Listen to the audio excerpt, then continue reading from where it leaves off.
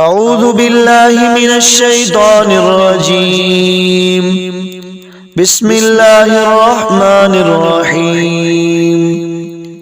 وإذ أخذنا ميثاق بني إسرائيل لا تعبدون إلا الله وبالوالدين إحسانا وذي القربى واليتامى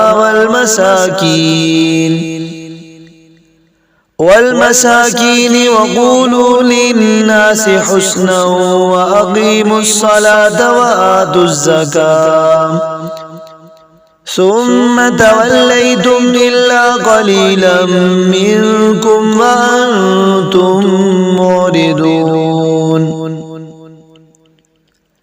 وإذ أخذنا ميثاقكم لا تسفكون دماءكم ولا تخرجون أنفسكم من دياركم ثم أقررتم وأنتم تشهدون ثم أنتم هؤلاء تقتلون أنفسكم وتخرجون فريقا منكم من ديارهم تظاهرون عليهم بالإثم والعدوان وإن يأتوكم أسارى تفادوهم وهو محرم عليكم إخراجهم أفتؤمنون ببعض الكتاب وتكفرون ببعض فما جزاء من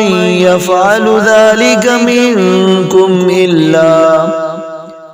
إلا خزي في الحياة الدنيا ويوم القيامة يردون إلى أشد العذاب وما الله بغافل عما تعملون.